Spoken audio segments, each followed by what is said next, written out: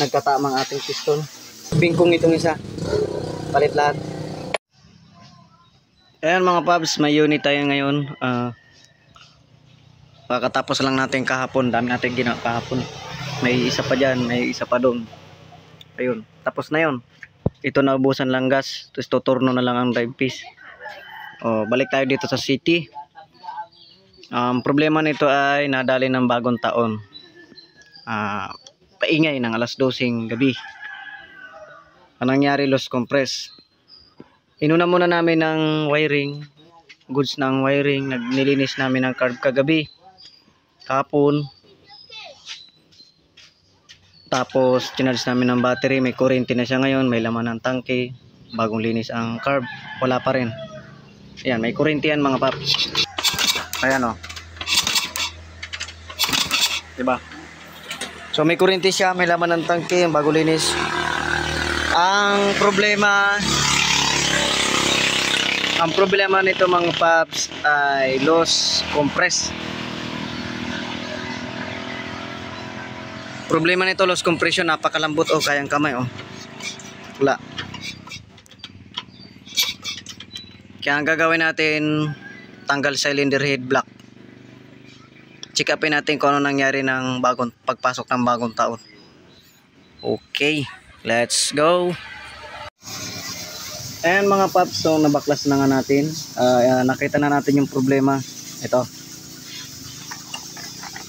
Ayan o. Yung intake valve natin ay hindi na bumalik. Nag-lock na. Malamang bingkong ito. Bingkong yan. Ayan. Dahil dyan, loss compress kasi lusot ang hangin. Diba? Tama ang ano natin. Ang diagnose natin tama kahit hindi pa natin nabubuksan. So loss compress nga kasi nag-lock. Hindi na nabalik. Dahil dyan hindi nga bumabalik, nagkatama ang ating piston. Ayan. Pero pwede pa to. Hindi pa naman sira Yung piston rin niya pwede pa. Piston kit pwede pa. Wala pa naman gas sa gilid. Ito lang damage pero pwede pa yan. Ito lang gagawin natin ng paraan. Medyo matagal-tagal to kasi hindi natin mapalitan. Ang nasira, bingkong itong isa. Palit lahat.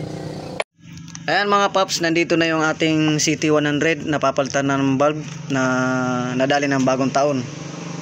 Ayan. Ito. Palit bago. Ayan.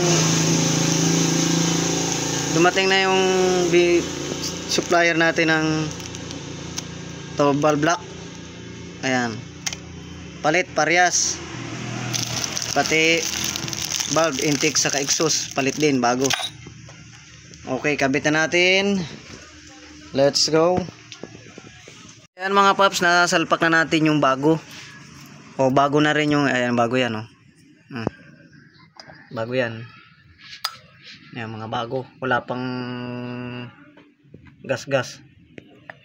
Tapos yung kanyang valve seal bago din. Yung valve seal niyan bago din. Para iwas usok. Yan, ito yung luma. Wala na to. Yan, asimbol na natin para update ko na lang kayo sa andar mamaya para dire-diretso. Okay, let's go. Mga paps, nakabit na namin yung bagong valve saka bagong valve lock.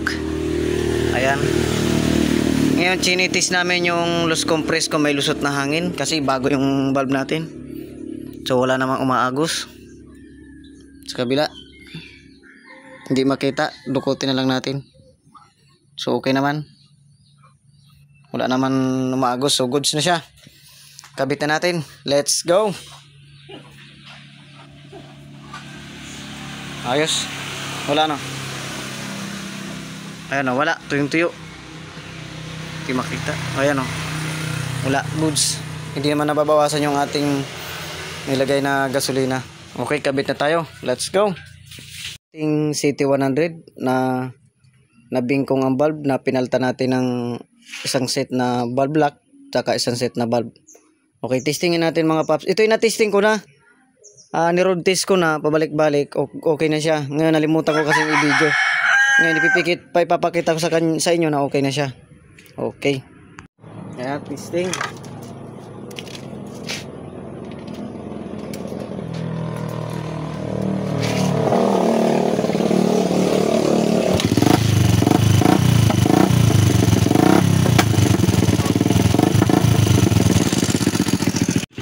Ayan mga paps, okay na siya.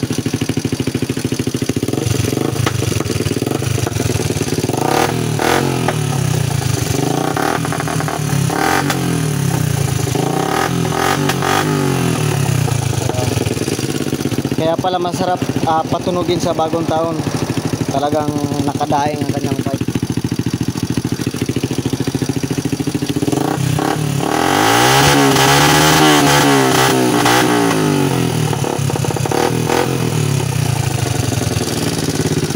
Yan, okay na mga paps. Maraming salamat.